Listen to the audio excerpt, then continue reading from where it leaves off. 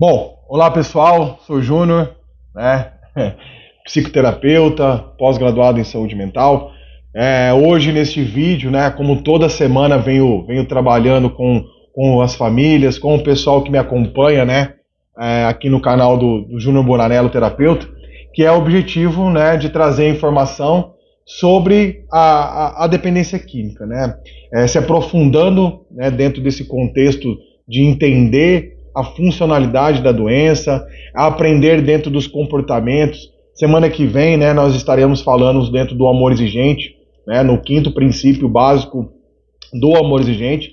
Então, assim, hoje, nessa quarta-feira, vamos tratar sobre a mente do dependente químico, né? Como que funciona, como que é os comportamentos, entendendo o que é a substância em si, como que ela age, né, dentro dessas questões neurológicas, e como que ela altera, né, todas as funções cerebrais da mente do ser humano.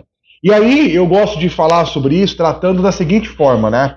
Nós sabemos que a mente humana é extremamente complexa, certo? Primeiro, antes de mais nada, se inscreve no canal, curte aí, aciona o sininho para você estar recebendo sempre mais informações do canal Júnior Bonanello Terapeuta.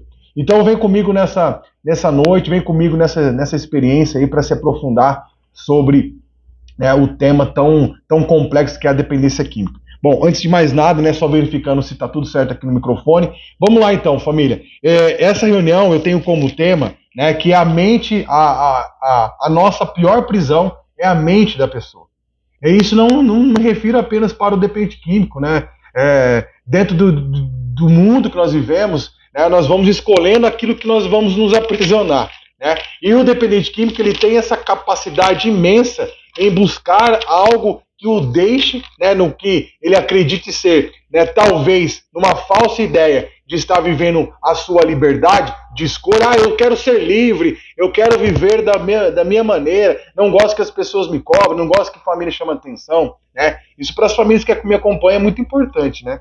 E aí a pessoa ela acaba buscando dentro dessa ideia, né, de viver livre, se perdendo dentro das suas escolhas.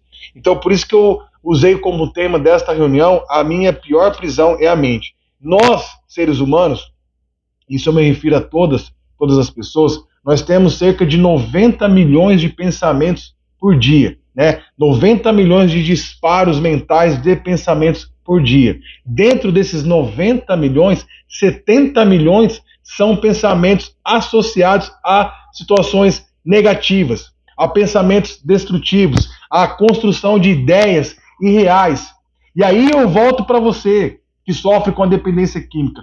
Quantas vezes dentro do seu dia você imagina coisas negativas? Você busca situações imaginárias, busca situações ilusórias, né, fantasiosas, para que você se prenda dentro das amarras da doença, dentro das amarras do uso da substância, podendo muitas das vezes, né, optar pela escolha, porque você já imagina um universo de situações desfavoráveis para você não conseguir parar de usar, e aonde você vai pulando de situação em situação, sofrendo por muitas vezes dentro daquilo que você imagina ser, né, que não tem mudança, que não tem mais jeito, para você usar isso de justificativa por mais uma vez eu estar usando.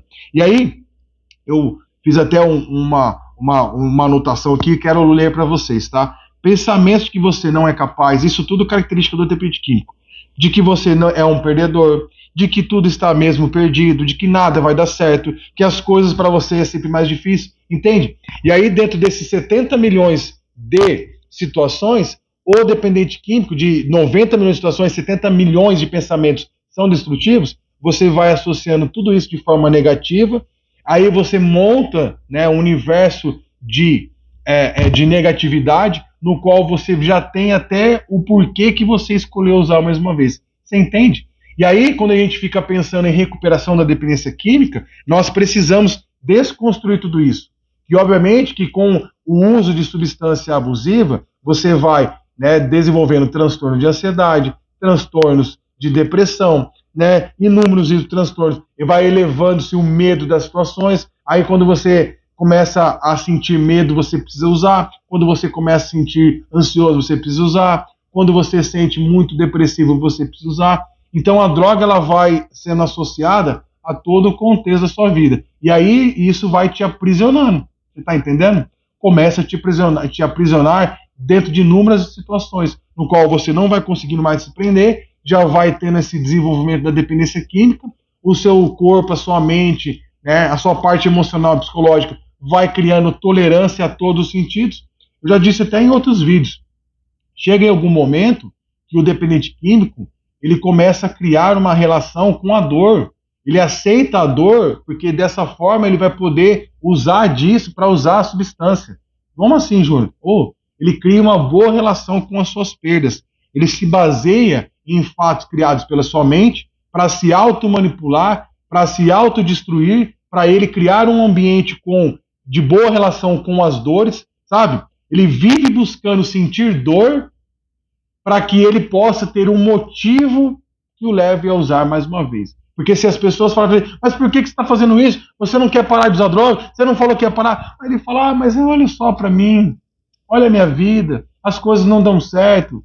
Imagina se fosse diferente, mas não é diferente. Eu ia fazer, mas não deu certo. A minha namorada me largou, então eu não consigo. O meu trabalho não deu certo, então eu não consigo. Vai se aprisionando em situação em situação, buscando sair de uma amarra, buscando para outra, sem ao menos entender o universo da recuperação. E a recuperação é muito mais que isso. Né? Grande defeito é se prender na vida de outras pessoas e esperando que elas resolvam para você, entende? O dependente químico, principalmente esse que está numa casa de recuperação, você mãezinha que me acompanha, o pessoal da Estrela da Manhã, né? Ele busca afirmar em alguém aquilo que ele ainda não tem força para fazer. E aí ele busca dentro desse contexto, ele deposita na senhora mãezinha, tá?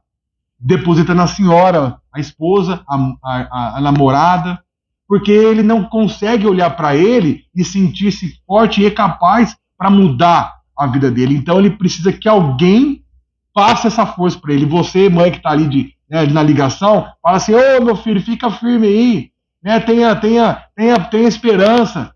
E aí ele fala, mãe, porque eu não sei, eu não vou conseguir, chora e faz, né?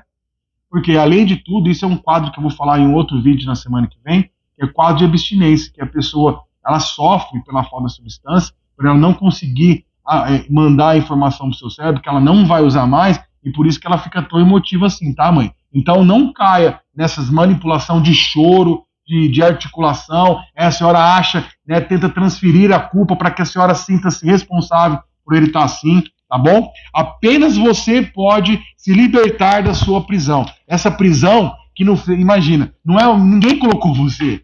Aí esquece os portões da unidade, esquece aquilo que a sua família escolheu para você fazer. Você vai se internar, vai se tratar. Nós estamos falando da prisão mental, que é o poder de escolha. Sabe o que é ser livre de verdade?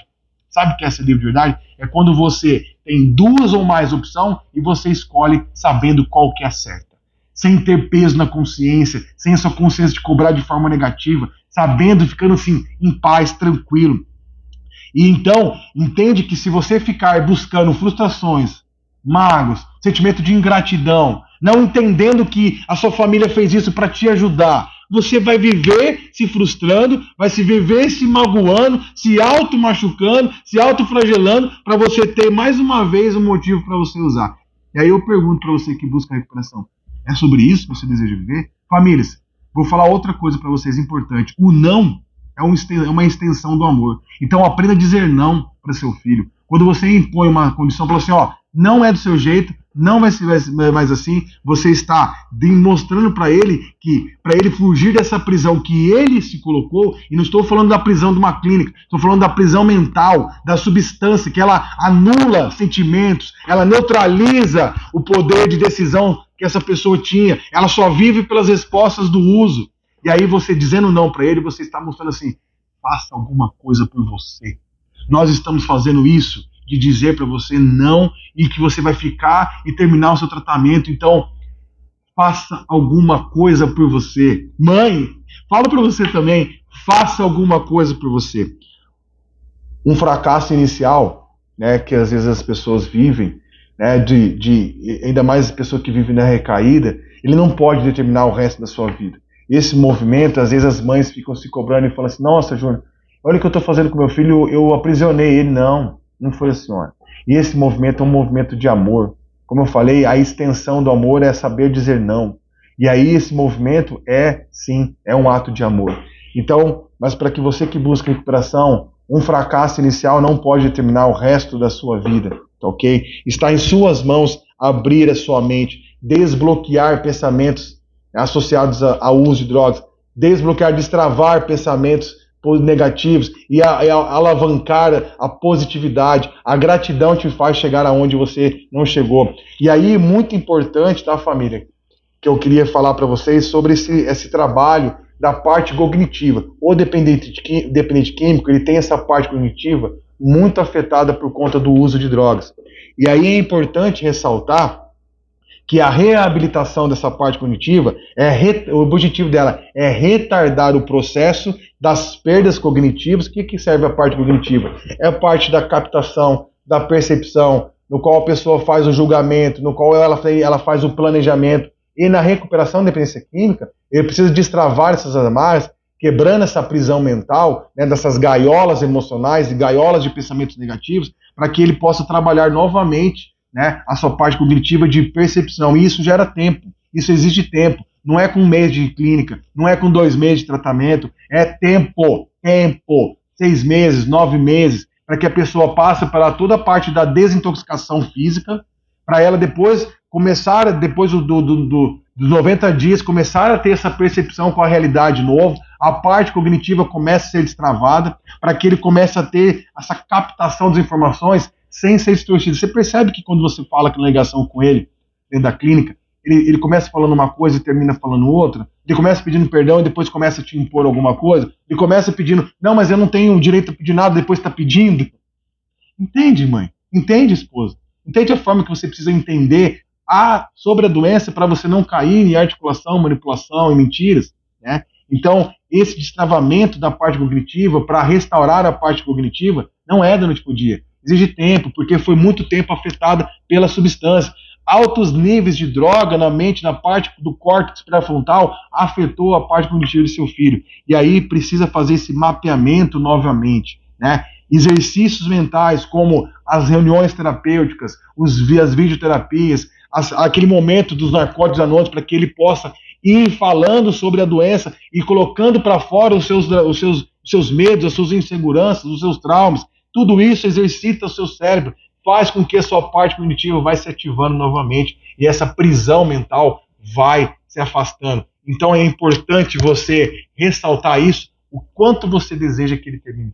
Entenda os movimentos comportamentais. Para você que busca recuperação também, atividades que desafiam o cérebro, jogos, né, exercícios mentais, trabalhos terapêuticos, tudo isso pode impulsionar. Criar planejamento sobre a sua vida. Comece, se você ainda não começou, porque a dependência química ela te condicionou a viver dentro de uma prisão. Que prisão? O uso de drogas. E quando eu vou conseguir mais uma vez? E se você quer se desprender disso, né, sair dessas amarras, dessa prisão que você se colocou, você precisa exercitar o seu cérebro com coisas que possam elevar, né, a oxigenação do cérebro, trabalhar a sua mente, exercícios mentais para que você consiga ir se afastando do contexto de uso e recaídas, né? E para o dependente químico, isso é um prejuízo à sua atenção e à sua memória. A memória desse dependente químico está associada às memórias de uso, ou seja, aquilo que está mais recente, aquilo que está mais transparente na mente dele é as lembranças de uso. E tudo isso, né, como eu falei e reforço, já vou chegando para o final do vídeo, não é um trabalho de um dia, de um mês, de 2 meses, é um trabalho de exercício e a recuperação é para a vida toda. Tá? O tratamento tem um tempo determinado para ele começar e terminar, mas a recuperação ela precisa ser trabalhada, a manutenção dela se estender pela vida toda. O controle de tudo isso, dos processos executivos, refere-se à habilidade de inibir respostas negativas. Ou seja, é essa capacidade, na hora que dispara um pensamento negativo, destrutivo, você consegue dar um novo significado para ele. Não é um movimento simples, é um movimento de criar habilidade, de desconstruir pensamentos que possam me gerar sentimentos negativos, que vão me aprisionar no uso e que eu vou usar droga novamente. Então, irmão, é hoje, a hora é essa. Família, agradeço imensamente, né, todo o carinho de vocês. Acompanhem os vídeos que nós mandamos aqui, que eu mando aqui no canal. Também os vídeos pro pessoal da Estrela da Manhã. Me acompanhem no TikTok, Júnior Buranello 83. Lá tem bastante assunto, bastante conteúdo sobre a dependência química. De antemão, obrigado a todos. Esse foi mais um vídeo, né? A dependência química e a prisão da nossa mente. E eu espero que todos tenham gostado. Coloque nos comentários aí se você gostou. Obrigado e uma ótima noite a todos.